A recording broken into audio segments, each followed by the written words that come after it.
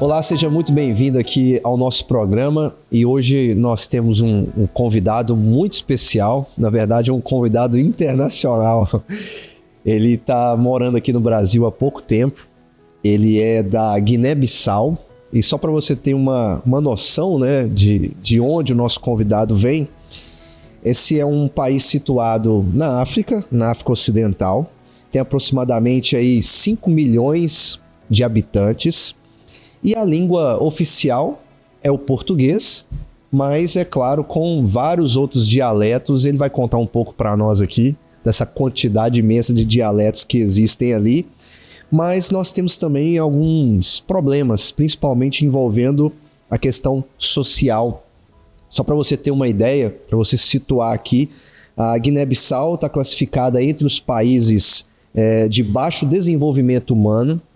Ou seja, você tem problemas na educação, na saúde, saneamento básico, o que implica um grande número de mortalidade infantil. Nós vamos ter também aqui algumas informações a respeito disso, à medida em que vocês vão conhecer o meu convidado de hoje, que vai se apresentar para vocês. E eu tenho o prazer de tê-lo aqui comigo hoje, o Marfan. Tudo bem, Marfan? Tudo bem. O reverendo João falou, o meu nome é Marfan Paulo Kaham, eu sou da Guiné-Bissau, referentemente o meu tribo é de Cobiana, eu sou Manjaco de Cobiana da Guiné-Bissau. Aproveitar então, quantos dialetos, além do português, quais outros, tem vários, né? Além do português temos o crioulo, que é a segunda língua mais falada, e temos mais de 50 a 70 dialetos falados na Guiné-Bissau. Quantos? 50 a 70. 50, 70? E aí a gente estava conversando aqui, você tem que aprender vários, né? Então, além do português, além do francês, você pode aprender o manjaco, você pode aprender pepel, pode aprender balanta, mujogo, mandinga, fula, e tem vários e vários outros dialetos também. Rapaz, e tem gente que fala mal o português nosso, né? Mas, ô Marfan, para mim é uma alegria te receber aqui. A gente conhece há um tempo, a gente se conheceu esse ano, né? Você chegou no Brasil esse ano ou foi o ano passado? Eu cheguei no Brasil ano passado. Cheguei no Brasil dia 7 de dezembro de 2023.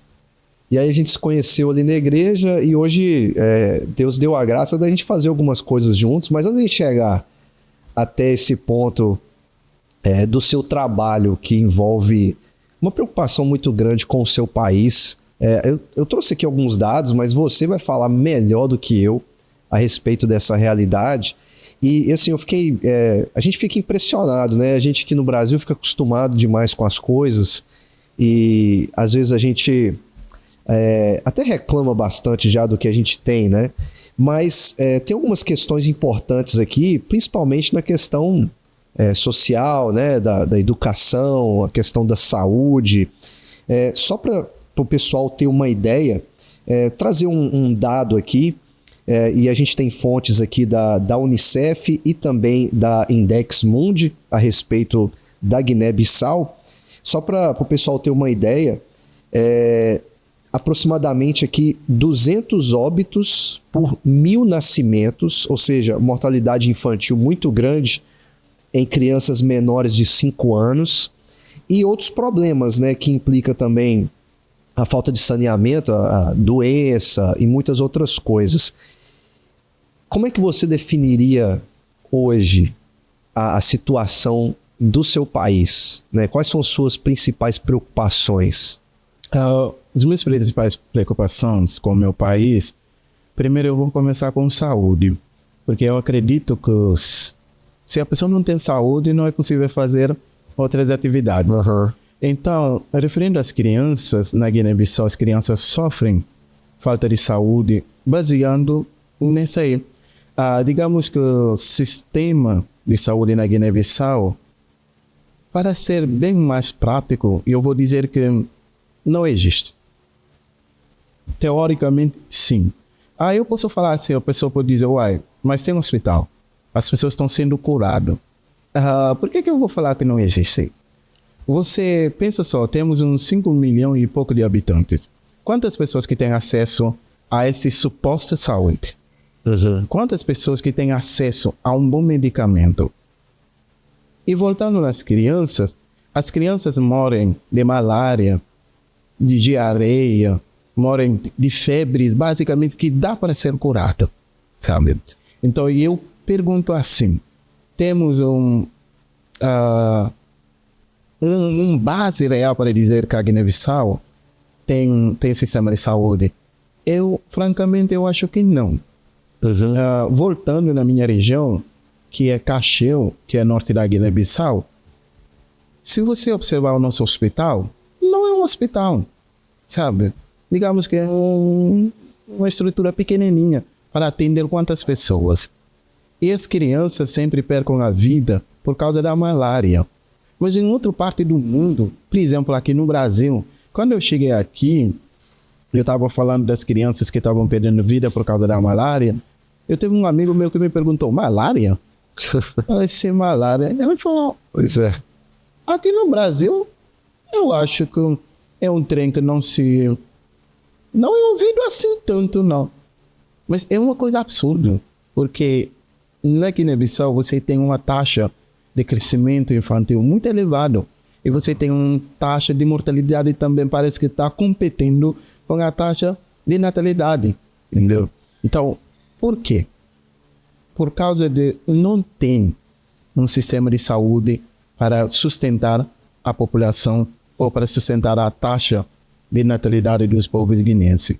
Eu só quero deixar um detalhezinho aqui para quem depois quer pesquisar, quer procurar para saber mais. Procura para saber como as crianças na Guiné-Bissau é tratado nos hospitais. E a Guiné-Bissau, quantos hospitais que tem? Eu acredito que a cidade mais pequena do Brasil tem mais hospital que todo o território da Guiné-Bissau. Você deve ter estranhado muito, né? Porque você sai de uma realidade para outra o que falta tanto lá, a gente tem aqui. E uma coisa que eu estava vendo, e você já até falou isso aqui, nas pesquisas que eu fiz, de que os problemas são problemas que podem ser resolvidos. Então, claro. E eu acredito que são problemas que podem ser resolvidos. Só que eu sou a favor de não esperar a pessoa resolver o problema para mim. Mas eu mesmo tentar resolver o que eu posso. Por que eu estou falando isso? Porque se todo mundo acha que, por exemplo, R$15 dá para comprar um remedinho para uma criança, livrar ele de malária, livrar ele de diarreia, livrar ele de um outro tipo de doença, já isso me ajuda bastante. Mas a questão não é que eu estou focando mais no governo, política. Para ser honesto e sincero, eu não estou ligado com isso. Não estou aqui para falar sobre isso. Mas o governo da Guiné-Bissau não toma responsabilidade também sobre isso. Eles não encaram esse negócio de saúde como uma responsabilidade, como uma soberania para o povo. Porque você tem uma taxa muito elevada das crianças que morrem de 5 a 0 anos, não é por problemas de bicho de 7 cabeças. São problemas que podem ser resolvidos. Entendeu? E esses R$15, você fala, ele resolve a malária de uma criança. Resolve a malária de uma criança. E eu lembro que uma vez você estava contando para mim, né, para um outro amigo nosso, sobre os médicos, né? A gente pensa que é uma coisa assim, uma coisa grandiosa. A gente está falando de R$15. E um dia você falou pra gente sobre a manutenção de um médico na Guiné. Quanto é que custa um médico hoje na Guiné-Bissau? Por exemplo, na Guiné-Bissau, os médicos que nós estamos trabalhando com ele no projeto, a manutenção dele está custando por R$500. Então, é uma coisa que eu hoje tenho como não só uma coisa só para falar, mas é uma coisa que eu sei, é uma coisa que eu tenho certeza, é uma coisa que eu posso comprovar, é uma coisa que está sendo feito na prática, sabe? Porque as pessoas na Guiné-Bissau são pessoas boas. Às vezes a falta faz a pessoa ser uma coisa que realmente, se ele tivesse oportunidade, ele não ia ser. Então eu acredito que na Guiné-Bissau tem bons médicos, tem, porque eles estudaram, formaram, eles são capazes de fazer algo. Mas vamos voltar só numa questão dos médicos. Pensa num hospital que entra em greve. Por quê? Entrei em greve porque o governo não é capaz de pagar os funcionários dele. Uhum. As pessoas deitando no calçado do hospital, morrendo. As mulheres grávidas, morrendo. Isso não é só uma história, é um fato verídico. Às vezes, quando eu falo do meu país, eu fico triste, porque eu acredito que as pessoas podiam melhorar se eles começaram a ver vida humana como uma coisa importante. As vidas das crianças como uma coisa importante. Em vez de assistir uma criança de 4, 3, 2 anos perder a vida por causa de uma simples malária, de uns 15, 20 reais, resolve. Eu tenho certeza que resolve. Eu, pessoalmente, já enviei várias vezes uns 50 reais e a pessoa resolveu o que aqui no Brasil você nem ia resolver dentro de um lanchonete. Sim, né? Sim. Dependendo do lugar, você nem come, né? Nem come. Não consegue pagar a conta com esse dinheiro. E lá poderia resolver um problema que pra gente parece muito grande, é um problema grande, mas que está ao alcance de ser resolvido. É isso que eu estava lendo e eu fiquei impressionado, porque não é uma coisa impossível. Não. É uma coisa que dá para fazer. E aí a gente entra em outro problema lá, que a gente já conversou muito. A gente já falou muito aqui sobre saúde, né? Expectativa de vida, que infelizmente é muito baixa. Até antes de começar aqui, eu tô falando com você, né? A gente tem que dar graças a Deus porque você não tá na estatística. Você tá aqui agora, né, com a gente, conversando. E quantas crianças, né, chegam só até os 5 anos lá e não tem expectativa alguma, às vezes, de mudança, né, de crescimento. E isso inclui também os problemas na educação. Educação. Que você já falou para mim várias vezes que esse é um problema também muito sério lá. Como é que é a educação na Guiné-Bissau? A educação na Guiné-Bissau, e eu vou começar a falar de mim, colocando eu mesmo dentro do sistema de educação da Guiné-Bissau. Por quê? Porque eu estudei lá. Uhum. Não é uma coisa hoje que eu estou aqui pegando uma informação, por exemplo, uma informação de uma outra pessoa. Eu vou voltar a falar de mim mesmo. Eu quero que as pessoas entendam que eu sou guinense. Mesmo hoje vivendo no Brasil, tendo a oportunidade de estar aqui, agradecendo a Deus por isso. Mas essa é a realidade do meu país. A Guiné-Bissau, primeiro, não tem estrutura boa. Não vamos dizer como é estrutura para dizer que essa é uma escola. A pessoa pode dizer, tem universidade Amílcar Lopes Cabral, tem universidade Chicoté, onde que eu estudei, fiz a minha letra de francês. Temos outros lugares que os professores estão sendo formados. Tudo bem. Uhum. E eu acredito que tem. Eu até veio de lá, estudei lá. Mas a minha pergunta, quando eu volto a falar da educação, eu volto para falar das crianças. Você tem quantas escolas na Guiné-Bissau? E você tem número de população. Será que essas escolas, essa estrutura que nós temos, está conseguindo dar resultado? Está conseguindo abrigar todas as pessoas que estão querendo estudar? Uhum. Hoje, se você quer formar na Guiné-Bissau, você é obrigado a sair de onde você está para ir para o capital, que é Bissau. Então, você tem um número tão elevado de concentração dos estudantes em Bissau em qualquer parte do país. Voltando sobre os menores, as crianças mesmo. Na Guiné-Bissau, toda parte da Guiné-Bissau tem problema de ensino. 2017 a 2018, houve anulação do ano. Anulação do ano? Na Guiné-Bissau tem esse trem. O ano está nulo. Pensa, você anulou um ano inteiro. Você adiou futuro de uma criança. Sim, entendi. Você apagou uma história inteira. A pessoa está aqui, dedicou todo o tempo dele estudando. Aí, do nada, o governo não é capaz de fazer nada, declara um ano nulo. Quantas pessoas que você já estragou o sonho? Então, se você voltar para ver o sistema de ensino da Guiné-Bissau, Não é ruim. Sim. O pessoal vão, aprende. Sim, aprende. Mas o conteúdo que deve ser dado durante um ano, como é dado? Se você tem, dentro de 3 meses, você tem mais de 4, 5 vezes de parada, de greve. Você tem, as crianças não estão indo na escola 1 mês, 30 dias, 20 dias, 60 dias, 90 dias. A criança não está indo na escola. Eu pergunto, que sistema de ensino é essa? Tem tanta greve, tem tanta paragem, ao ponto que hoje, juventude da Guiné-Bissau, a pessoa se fala assim, por que eu vou estudar? O estudo não vai me levar a lugar nenhum. Sim. As pessoas que moram mais distante do capital, que moram mais distante de um pouco da realidade de hoje, os pais praticamente recusam. O meu filho não vai para a escola.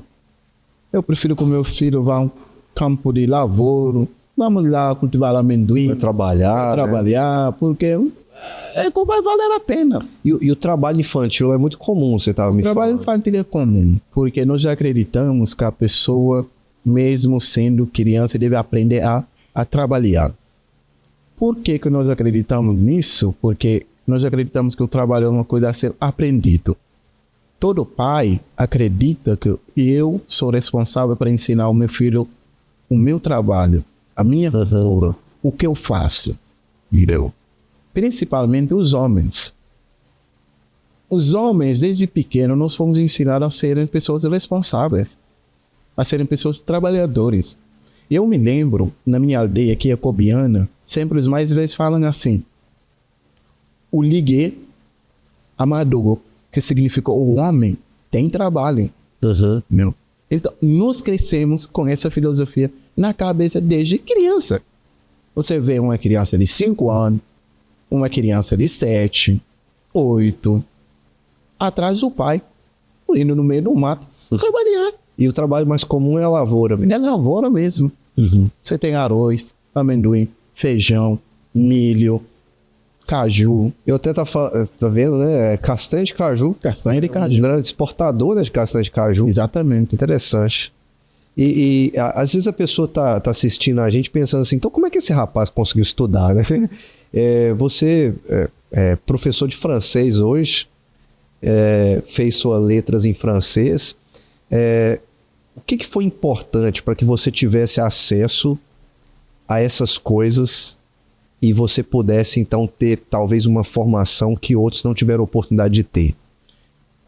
E eu dou graças a Deus pela vida do reverendo Jacques Stone. Por quê? Quando eu perdi o meu pai, eu estava em Canchungo com o Mário Dielho, que é o atual coordenador do programa de Ebenezer na Guiné. Aí, na época, eu estava estudando numa escola pública que chama Liceu Regional Oximim, de Canchungo. Mas por que eu estava estudando lá com essa tanta paragem de escola, greve, fica 2 meses, 3 meses sem ir para a escola? Porque eu não tinha condição de pagar uma escola particular. Aí quando eu conheci o reverendo Jacques Stone, ele me mandava R$50 por mês. Pensa, R$50 por mês eu pagava. Naquela época eu pagava a escola, comprava alguma coisa para comer. Nós estamos falando de 50 reais. Estou falando de mim mesmo. Recebendo uns R$50. Quando chega na época da festa, dezembro, ele mandava uns R$100. Cara, a minha vida estava feita. Dava para comprar um sapato. Legal. Roupa. Sabe? Então, eu comecei a estudar numa escola cristã, que é Complexo Escolar Ebenezer, que é uma escola que foi feita por uma igreja evangélica de lá. Então, eu estudei lá até terminar o meu ensino médio. Viu? Graças a ele, me oferecendo R$50. Eu tive a oportunidade de sair do grupo das crianças que não tinham a condição de estudar numa escola particular, entendeu? E hoje, quando eu terminei de estudar ensino médio em Caxungo, eu fiquei 2 anos parado porque eu não tinha condição de ir para fazer a faculdade, porque a faculdade que eu queria fazer era medicina. Você queria ser médico? Exatamente, mas eu não tinha condição.